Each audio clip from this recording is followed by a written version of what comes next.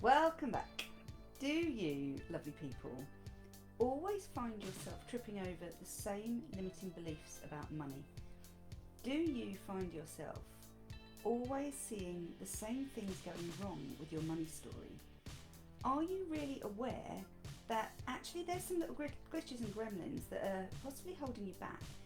If you've figured that out already, well done. Some people never figure this out. Some people really struggle to understand that actually the biggest challenge you have to overcome in business is your own brain.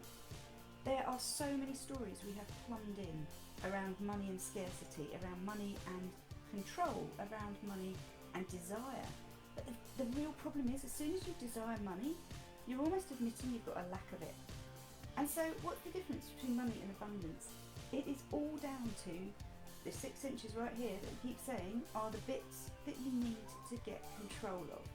They're the bits that you need to get sorted in your head before the money wheels start flowing for you, before you can turn on that tap and consistently and reliably earn a decent money. And wouldn't you love to have those 10k months that you see other coaches talking about, that you see other healers talking about, or even those 100k months that some people reach effortlessly?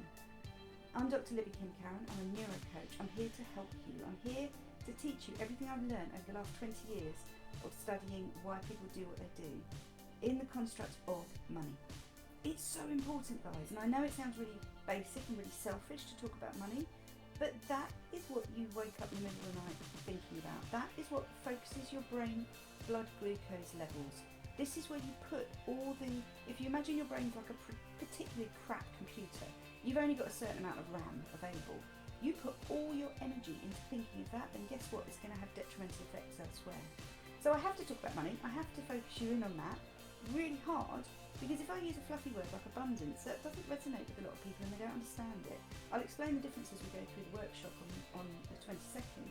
Please sign up for it. Links are in the comments. If you've ever done one of these things, have you ever earned a bit of money and immediately spent it because you got so excited and then had nothing again? Have you ever earned some money and then felt a little bit scared, stopped doing the activity that earned you that money because you didn't think you actually deserved it? Have you ever earned some money and then immediately tried to give it away by buying another course or another seminar or another set of books because you thought you didn't know enough and so you needed to know more? All of these are classic distraction behaviours from deep-seated wiring about money not being yours to own. What we want for money is for it to flow to us like a magnet. And so we have this phrase, I'm a money magnet. We want that to be your state of being. We want that to be your natural state. It is possible. We want money to hang around long enough to play and do some good in the world. And then we want to have enough abundance that we almost stop noticing the money and it just becomes a way of keeping score for all the good you're doing in the world. This is where I'm going to take you on a little journey. Today is the deadly sin of money, so we're going to talk about the negatives around it. Money can cause some huge problems in your brain. It can cause some real issues in terms of what you believe it means about you. We used to use money as a way of trade. It's now a status symbol. So people can now go and buy an item of clothing from a market stall in England. I don't know if you have the same in America, but they can buy an item of clothing for £10, but that item actually looks like it's worth £400. And by exchanging that £10 note, they get a sense of status. They put it on, they mask themselves in Burberry print or whatever the latest thing is, and they believe they own that status. And this is where it gets a bit warped, because we can now dress ourselves up to look like we've got money. And we haven't.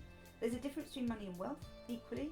If you've got 100k coming in, and I think Andrew Franco posted about this recently, that's not the same as wealth if you're then spending it all again in the same month. Wealth is abundance that lasts, not just a transient cash flow. And I'm really keen to hammer that home as being a really important thing that you need to think about. Because when we understand money is a tool, it's a way of keeping score from the good you can do in the world, it changes it completely, guys, and it gets really exciting.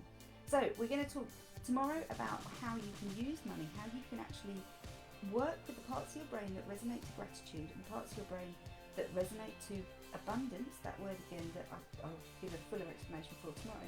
But for today, how do we control the gremlins? Number one, you need to be really sure about your money story. If you don't know what that is, please sign up for my workshop on the 22nd. We'll be going through it in depth, and I'll be stepping you through it. And there's a little playbook that comes out with the workshop that you get for free, which is something that people pay thousands for when they come on one of my courses.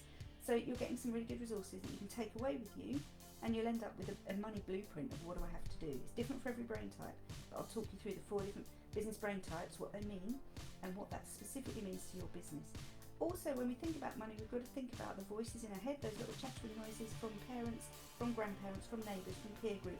Might even be your peer group now. How do they react when you have a big win? Is it a negative energy that you get from your peer group? If so, that's a problem, guys. So you need to think about that and think about what that looks like for you.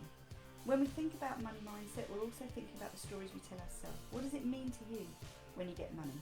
Does it mean I'm a winner? Does it mean I've won this time but I'm about to lose it again? Does it mean I've ripped money off people? I heard that one the other day and I was horrified. Someone who sells her services at a ticket price that she doesn't feel is authentic. So she feels like she's ripping money, and those were her exact words, I'm ripping money out of people. And I'm like, wow, how do you do any business? And she says, well, I don't. And not surprisingly, her sales are completely stalled. Obviously they won't now, because we've worked on that mindset and that's gone.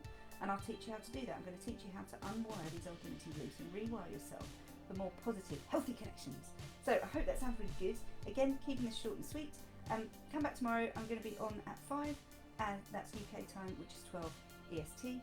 And we're going to talk about what wiring we need that's positive around money, and I'll tell you a bit more about the workshop then.